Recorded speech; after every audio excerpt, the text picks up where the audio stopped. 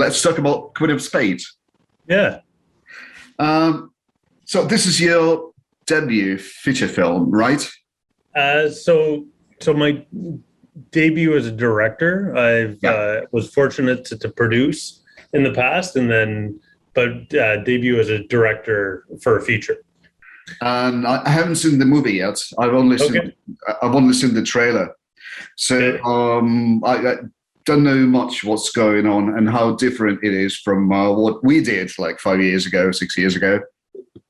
You know what? So when Level Film came to us, and Michael Baker is a good friend of mine, who's one of the primes at Level, with Queen of Spades, The Dark, right? And we watched it. My producing partner Brendan McNeil and myself. It's a roller coaster, right? It's just a really fun ride. Like that movie starts and it just goes, and we really liked it. And when we saw it, and then they had this opportunity for us to remake it. My view was, all right, we have the remake rights, we have a chance to make this, but if the original did well and it is a good movie and it's well loved by Russians and had this kind of made its way around the world, why are we going to take that, throw it out, and do something like right new? So a lot of what we did is very much based on what the original was, because it works. And I think the biggest challenge for us was, how do you bring this myth that is very much Russian into North America?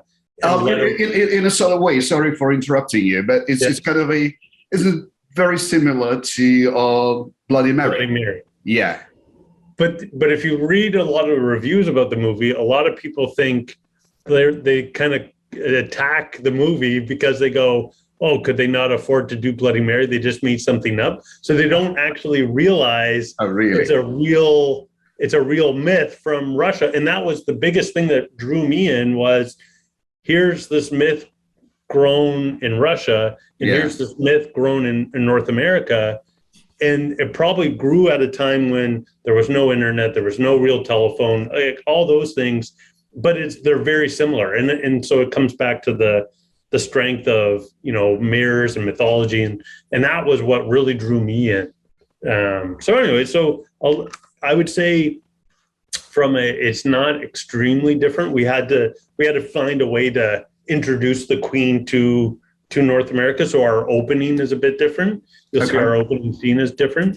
And then one of the other pieces is in the Russian film, that the mother and father are separated. Yeah. And the father comes in and saves the day.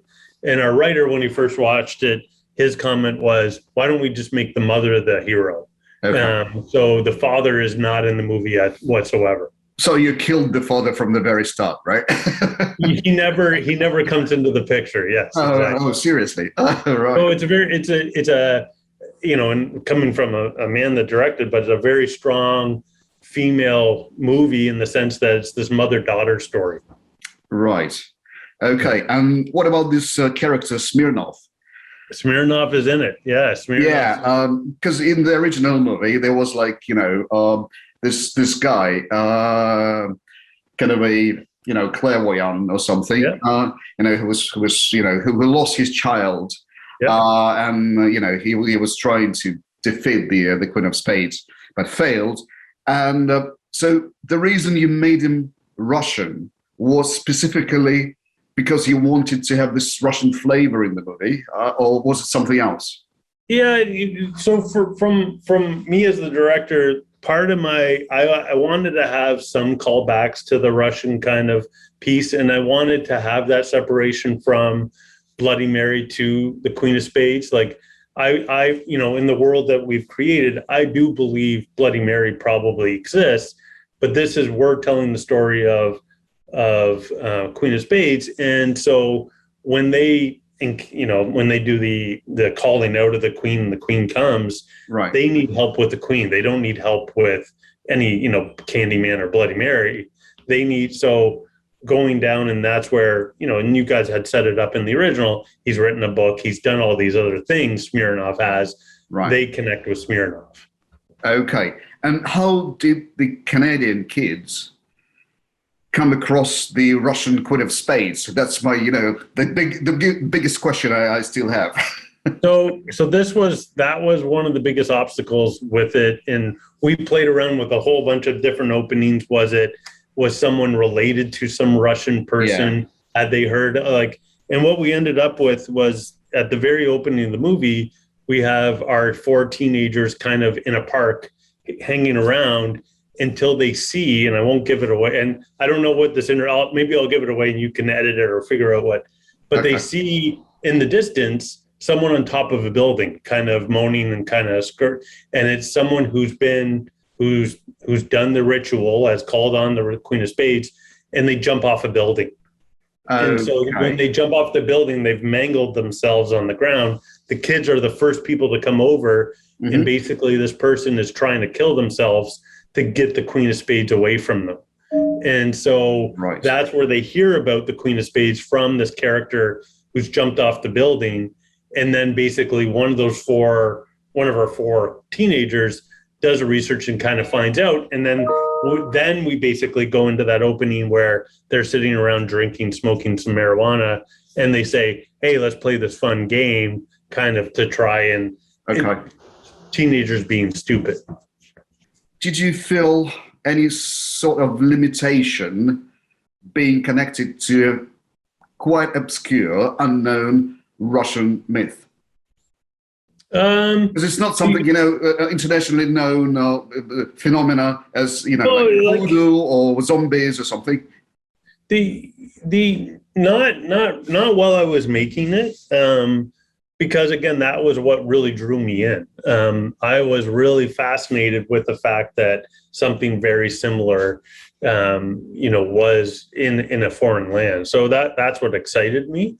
I think, one of the big challenges, and I see it now as it's released and as people are engaging with it, is, how that people don't know that it's that we made it up, right? Like that it's not something. Right. So I find maybe if I look back, did we do a good enough job, really cementing it that this is truly a myth in Russia? So that's something that, we're reflecting on, but that excited me that there was this myth very similar in a different country.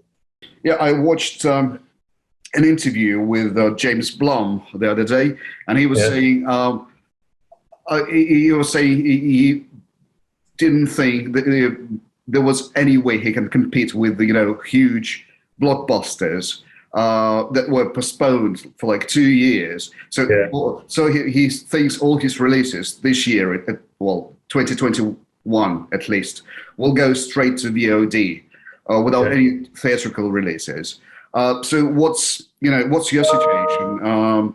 What do you think about this, whole impact on the industry? And also, what do you think about the situation in the indie horror movie world, basically? Because we work on really low budgets. We don't have lots of marketing money. We can't compete with James Bond or, Marvel or something. Is this the end of the world for us?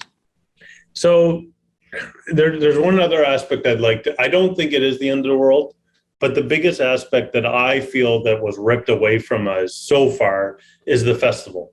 Right. And the festivals is going back to that marketing dollars. That is the kind of grassroots, kind of punk rock way to do the marketing. And it's a matter of last year, and I was on a plane in February of 2020, flying home after doing my final sound mix. I was done and color timing was done. And it was March, and it was all right, let's get this out to festivals.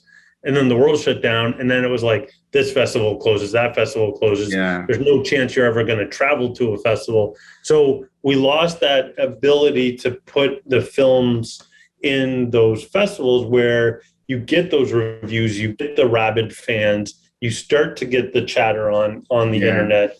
And I think that affected us hugely. And I don't think we're back from that yet. Because it's and it'll be interesting, Toronto International Film Festival's coming up. What is the actual audience going to be like there? Their Midnight Madness, which films are they going to have? And, you know, like that is a festival I played with a short 10 years ago. And it's like, you get a couple thousand people in an audience, and that really drives that film. However, I will say on the flip side,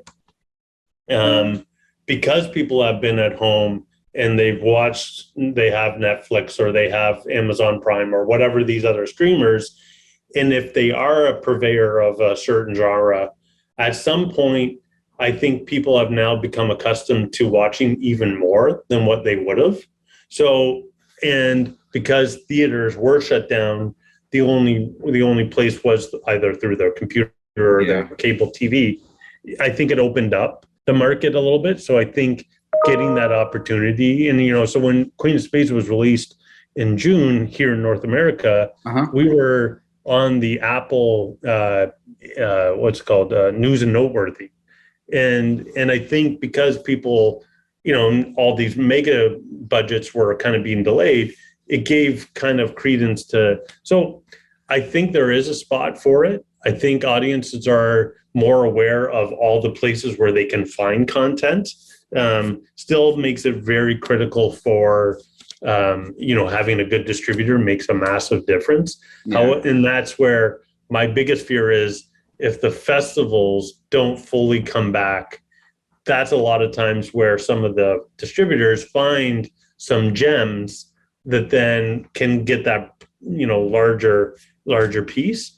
But I think horror is one of the key genres to reflect what's going on. Like comedy and horror are the two, because most people don't want to watch a drama because they're too depressing. Yeah, they can reflect the time, but it's like, I'd much rather watch a comedy that reflects the time that is going to make me laugh, or a horror film that reflects the time and makes me at least, you know, have a different kind of experience. So that's kind of where I sit on that.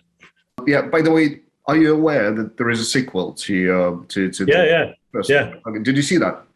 I haven't seen it, and then also The Bride looks fantastic as well.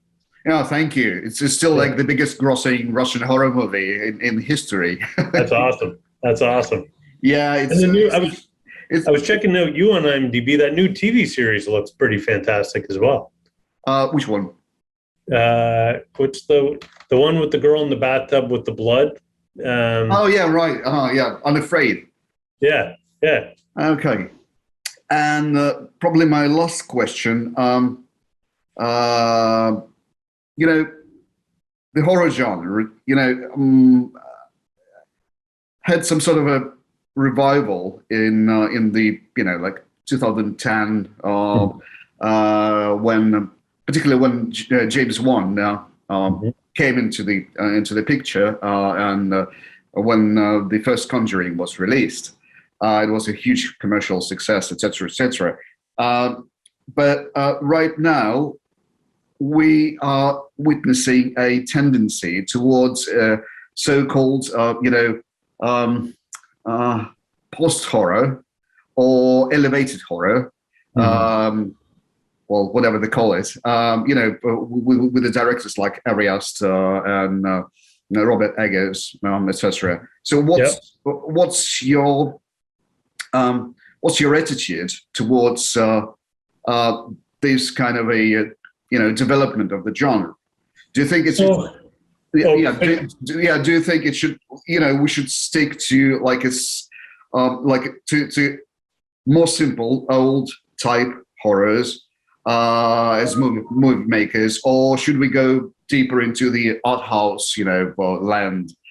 So I truly do believe horror is always a reflection of what's going on in society. Yeah. And so I think, you know, and I don't know if I've put enough thought into to really analyze what is this saying about right now. But when we, you know, I was a producer on Jack Brooks' Monster Slayer. And the real reason we wanted to make Jack Brooks Monster Slayer, which is in the horror comedy, and we went all real, you know, rubber effects and costumes and stuff.